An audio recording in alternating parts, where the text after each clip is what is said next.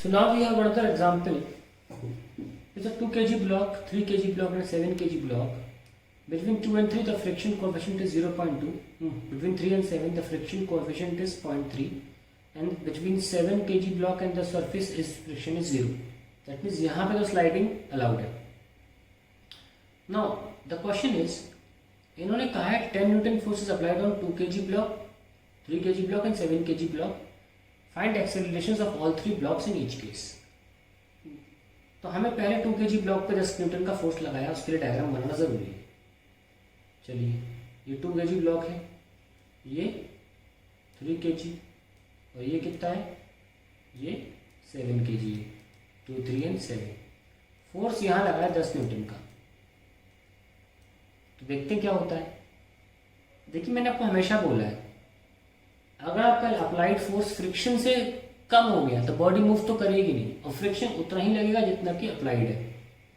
Rewind कर लेना दोबारा, मैंने क्या बोला, अगर समझ में नहीं आया तो रिवाइंड कर लेना.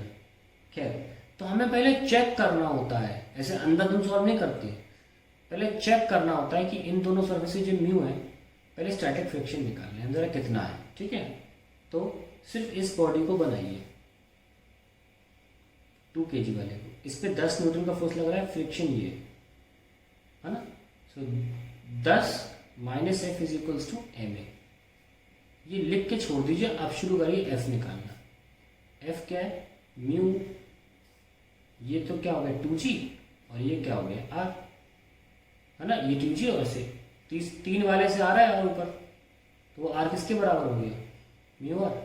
Mu into 2g. अब जरा वैल्यूज रखो. 0.2 2 इंटू 10. जी को 10 ले रहा हूँ, ये कितना आ रहा है, 4 न्यूटन आ रहा है.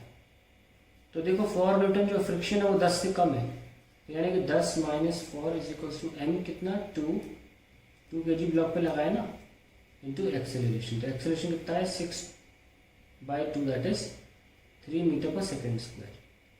तो हमने अभी जो एक्सेलरेशन निकाला है वो हमने केवल उस ब्लॉक का निकाला जिस पे फोर्स लगाया है. बड़ा सिंपल था, हमने सॉल्व कर लिया. अब हमको दूसरे ब्लॉक, क्योंकि अभी एक ही पार्ट का आंसर चल रहा है, ये तीनों के लिए निकालना जरूरी है ना. पहले के लिए एक्सेलरेशन निकालिए, पहले ब्लॉक के लिए 2 kg के लिए. अब 3 के लिए निकालना, फिर 7 के लिए निकालना है. तो 3 वाला बनाओ. 3 वाला बनाया, सबसे पहले क्या करोगे, रिएक्शन पलट दोगे, है ना, फ्रिक्शन पलट दोगे. ये देखो, रिएक्शन आर पलट दी, फ्रिक्शन इस वाले पर धर था, वो पलट दिया. ये 2 चीजें रट लो, तुरंत पलटना है. ये रिएक्शन पलटनी है और फ्रिक्शन पलटनी है तुरंत, नहीं तो टाइम वेस्ट होगा, बाल तो घूम भी जाओगे. और ये 3 kg ब्लॉक में, ये 7 kg भी है. तो ये मत भूलो कि इसका फोर्स भी तो लग रहा होगा जब इधर जाएगा. तो यहाँ भी फोर्स F लग रहा है इसको. चलो इसको हम F डैश ले लेते हैं. ठीक है, अब देखते हैं कितना हमारा ये F डैश आ रहा है. F तो हमको पता है 4 न्यूटन है, F डैश निकाल लेते हैं. और ये कितना है 3g, और ये ऊपर कितना है R, इसको भी डैश ले लो. ठीक है, ऊपर नीचे मूवमेंट नहीं हो रहा ना, तो ऊपर इक्वल टू नीचे एरो कर दो, R dash equals to R plus 3g. अब बताओ भाई जल्दी से, R कितना है, R है 2g के बराबर, है ना. यहाँ देखो R और 2g, तो 2g plus 3g equals to 5g. ये आ गया हमारा 5g आ गया. अब फ्रिक्शन निकालो, F dash equals to mu R dash. कितना है F डैश, 0.3 इंटू 5 इंटू 10, कितना आया 15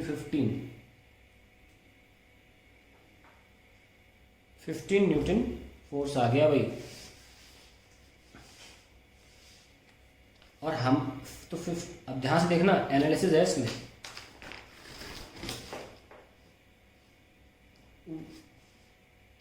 इस बीच वाले ब्लॉक पर 3 kg पर आगे की तरफ 4 न्यूटन का फोर्स लग रहा है, और पीछे की तरफ फ्रिक्शन का फोर्स कितना लग रहा है 15 न्यूटन. तो बताओ 4 न्यूटन आगे लग रहा है, 15 न्यूटन का फ्रिक्शन का फोर्स है, क्या ये मूव करेगा, नहीं करेगा. यही तो इस सवाल में बेहतरीन चीज़ है, ये क्लियर दिखता है, ये मूव नहीं कर पाएगा. मात्र 4 न्यूटन का फोर्स जो है वो 15 न्यूटन के फोर्स को नहीं हरा सकता। ठीक है, तो मैक्सिमम फ्रिक्शन 15 न्यूटन है। कितनी फ्रिक्शन? मैक्सिमम फ्रिक्शन 15 न्यूटन है। जब तक उससे ज्यादा फोर्स नहीं लगाओगे बॉडी मूव नहीं करेगी। लिखते हैं इसको, only for Newton act on 3 kg and maximum friction between 3 kg and 7 kg block is 15 Newton. So 3 kg block cannot move separately, नहीं मूव कर सकता सेपरेटली। ये साथ में ही मूव करेंगे क्योंकि जुदा करने के लिए इनको 15 न्यूटन के पार जाना होगा, तब जुदा हो जाएंगे तीनों साथ वाले, नहीं तो साथ चलेंगे। उसकी वजह भी समझ लो, क्योंकि नीचे स्मूथ सरफेस है। Separately as the bottom of 7 kg block is smooth. ये दिया हुआ है क्वेश्चन में, नीचे स्मूथ है। सो अब क्या क्या निकाले भाई? तो अब ये क्या हो गया, इसको ऐसा करो, वेल्डिंग कर लो। ये एक सिंगल बॉडी हो गया ना, जुदा तो हो नहीं सकते। जुदा कब होंगे? जब 15 न्यूटन ज़्यादा फोर्स लगाओगे कहीं पर भी। 3 पर यहाँ लगा लो, चाहे ऐसे लगा लो, चाहे यहाँ से लगा लो, 4 न्यूटन फोर्स लग रहा है। तो तीनों साथ 10 kg का हो गया ना, और 10 kg पर केवल 4 न्यूटन का ही फोर्स लग रहा है। ये जुदा नहीं हो पाए तो ये फोर्स 15 न्यूटन जो है ये हटा सकते हो आप। ये लग नहीं रहा है 15 न्यूटन, सही है, ये लग नहीं रहा है 15 न्यूटन। ये बताया जा रहा है कि मैक्सिमम फ्रिक्शन जो है वो 15 न्यूटन है, यानी कि लिमिटिंग स्टैटिक। तो इनकी वजह फ्रिक्शन कितना लग रहा होगा? जितना लगा रहे हो उतना लग रहा है, उसमें जुदा थोड़ी ना होती है बॉडीज, है कि नहीं?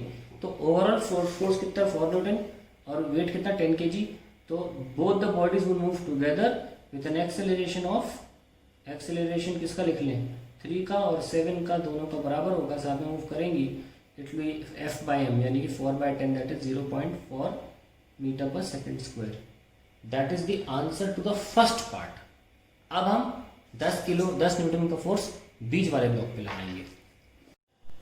अब हमारा सेकेंड पार्ट आता है, ये 2 kg का ब्लॉक है, ये 3 kg का ब्लॉक है, और ये 7 kg का ब्लॉक है। यहाँ पे म्यू था 0.2, यहाँ पे म्यू था 0.3, यहाँ म्यू 0 था। ये स्लिपिंग कर सकता है। अब 3 kg वाले में लगा रहे हैं, तो सबसे पहले आप 3 kg के ऊपर वाला बनाना पड़ेगा ताकि आपको प्रॉब्लम ना हो। 2 वाला क्या है? 2G, ये रिएक्शन R, इतना बना लो, ठीक है। आगे देखते हैं, अगर मैं इस पर फोर्स लगा रहा हूँ 3 kg पर, तो इसके रिस्पेक्ट में अगर हम इस पे फ्रिक्शन देखना चाहते हैं, 2 kg वाले पे फ्रिक्शन को देखना चाहते हैं, तो यहाँ पे बैठ के देखिए। रिलेटिव कहाँ से देखते हो? खुद पे बैठ के, दूसरे जगह पर बैठ के, दूसरी जगह पर बैठ, तभी रिलेटिव आता है। तो 3 पे बैठ के देखो, तुम आगे जा रहे हो, भूल जाओ। तुम बैठ के देखो 2 कहाँ जा रहा है? पीछे, तो फ्रिक्शन कहाँ लगेगा? आगे। रिलेटिव मोशन किसी दूसरे मेथड से देखा जाता है, उसके अपोजिट फ्रिक्शन लगा दिया जाता है, ठीक है। और ये फ्रिक्शन को हम अब F1 मान लेते हैं थोड़ी देर के लिए, क्योंकि नीचे का ब्लॉक भी अब इस बार इंक्लूड होगा, तो हमने F1 F2 लिख लेते हैं। ये F1 हो गया। And let me solve this F1। This F1 is mu into R, that is mu, R कितना है? ये R/2G के बराबर है, ठीक है, 2G। तो म्यू कितना है? 0.2, 2 × 10, दैट इज 4 न्यूटन। हमने निकाल लिया। अब बारी आती है बीच के ब्लॉक की। बीच का ब्लॉक मार्क किया 3, और इंपॉर्टेंट फोर्सेस मार्क करो। मैंने बोला है 2 और 3 के बीच में रिएक्शन तुरंत पलट दो, तुरंत पलट दो, ये सबसे पहले काम किया करो। और फ्रिक्शन तुरंत पलट दो, F1। अगर इन दोनों सरफेसेस के बीच में दूरी है, अगर यहाँ F है तो तुरंत पलटिए। 3 वाले में 2 3 चिपके हुए थे, यहाँ F, तो 3 वाले में यहाँ F, तुरंत पलटी हुई। ये एक्शन रिएक्शन फोर्सेस थे, ये दोनों ही एक्शन रिएक्शन है। Action force of 3 on 2 and then reaction of 2 on 3। तो मैंने R तुरंत मार्क किया, F1 भी तुरंत मार्क किया, ठीक है। ये तो काम हो गया हमारा। अब ये आपने फोर्सेस पे लगाया हुआ है, वो मार्क कर लीजिए, कितना? 10 न्यूटन। और इस पे फ्रिक्शन लगाना है नीचे के ब्लॉक की वजह से, आगे जा रहा है ना तो फ्रिक्शन पिस जाएगा। ये आ गया आपका F2, इसीलिए मैंने 2 फ्रिक्शंस लिए थे, F2 हो गया। तो अब हम ये नोटिस करेंगे क्या 10 न्यूटन में ताकत है F1 और F2 को पार पाने की। अगर F1 F2 मिलकर 10 न्यूटन से ज़्यादा हो गए तो ये अलग से जुदा नहीं हो पाएगा 2 और 7 से। ये जो 3 kg वाला ब्लॉक है ये 2 और 7 से जुदा कैसे होगा? जुदा होने के लिए फ्रिक्शन से ज़्यादा फोर्स होना चाहिए 10। तो ये क्या होगा, ऐसे में तीनों साथ चलेंगे, तीनों साथ। लेट मी सी, F1 तो पता है 4 न्यूटन आ चुका है, F2 देखते हैं। तो उसके लिए पूरा मार्क कर लीजिए भाई, 3G नीचे लगेगा, ऊपर से जो रिएक्शन आएगी साथ वाले से उसको हम R' बोल लेते हैं। और कुछ बचा है? और कुछ नहीं बचा, सब मार्क कर लिया हमने। चलिए, तो अब F2 निकालना है, तो F2 के लिए भाई म्यू R' तो मस्ट है ना। और हमारे पास पका पकाया म्यू भी रखा हुआ है। F2 के लिए कितना 0.3 और R', बस इतनी सी दे रहे कि R' मिल जाए। कोई बड़ी बात नहीं, R' कैसे निकालोगे? R' is equals to R plus 3G, ठीक है, विच इज इक्वल्स टू 2G। ये R देखो, R 2G था ना, ये देखो ना, plus 3G which is equals to 5G। तो तुरंत आ जाओ, F2 निकाल लो। 0.3 इंटू 50 दैट इज 15 न्यूटन। तो हमारा फ्रिक्शन 2 आ गया, 15 न्यूटन। तो टोटल फ्रिक्शन कितना हुआ? टोटल फ्रिक्शन मैक्सिमम मतलब लिमिटिंग स्टैटिक 15 प्लस 4 19 न्यूटन। आप फिर से जो फोर्स लगा रहे हो वो लिमिटिंग स्टैटिक से कम है। जब भी लिमिटिंग स्टैटिक से फोर्स कम लगाओगे बॉडी मूव ही नहीं करेगी, है ना। तो क्योंकि नीचे सरफेस स्मूथ है तो बीच वाली बॉडी फोर्स लगाओगे, क्योंकि जुदा करने लायक फोर्स नहीं था ये, उसकी कोई औकात नहीं थी कि जुदा कर सके बीच वाला ब्लॉक दूसरे ब्लॉक्स को। तो ये सबको साथ में लेकर चलेगा, ठीक है। तुम क्या बोल सकते हैं, सिंस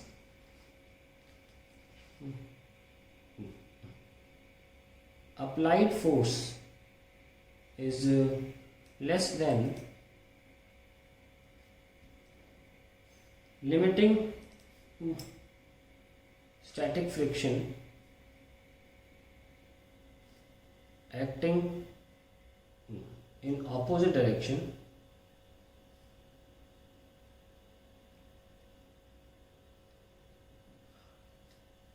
ठीक है, static friction acting in opposite direction. Since applied force is less than limiting static friction acting in opposite direction, the block 3 kg, the block of 3 kg cannot,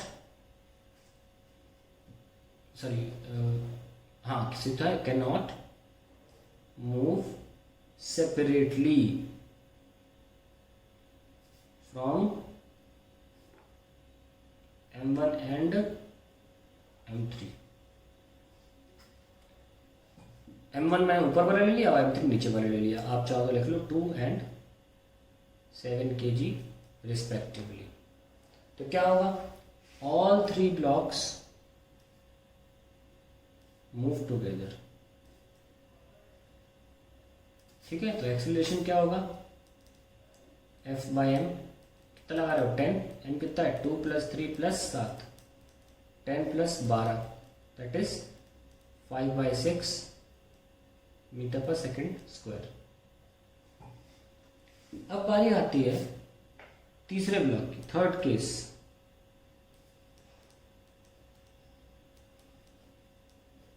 ये लीजिए 10 न्यूटन यहां लगा रहे हैं, तो जल्दी से ऊपर वाला मार्क करिए, नीचे 2G ऊपर R, ठीक है। नीचे वाला मार्क करिए, तुरंत R लगाओ, इसको बोलो R' और नीचे आ जाओ 3G बोलते हुए। अब आइए बड़े वाले पे, तुरंत नीचे R' लगाओ, ये R', नीचे क्या है 7G, क्योंकि हमें R' लगाना है हमें। अच्छा, हमें ज़रूरत नहीं है क्योंकि नीचे फ्रिक्शन नहीं है, so we don't require dash, we don't require mu R'। So हमने 10 न्यूटन फोर्स लगाया है, हमें बीच वाले से काम हो जाएगा, ठीक है। इस पे फ्रिक्शन जो होगी उससे काम हो जाएगा। Let us see, we do not require the ज़मीनी रिएक्शन बिकॉज हमें फ्रिक्शन ही नहीं निकालना है, क्योंकि यहाँ ज़मीन का फोर्स फ्रिक्शन फोर्स 0 है। सिर्फ इसकी बात करें 2, 3 एंड 7 ऊपर के सरफेस की। So if I am applying a 10 kg, if I'm applying a 10 kg, sorry क्या बोल रहा हूँ, 10 newton force, then what happens, एक ही फ्रिक्शन आएगी यहाँ से, बस सिर्फ एक फ्रिक्शन, ठीक है। और नीचे से कोई फ्रिक्शन नहीं है, फ्रिक्शन लेस सरफेस से बोला हुआ है म्यू 0 लेना है, एक ही फ्रिक्शन आएगी बस। फ्रिक्शन कितनी, मैक्सिमम फ्रिक्शन कितनी, 15 newton. Once again we see that applied force on 7 kg proves to be less than the friction between 3 and 7.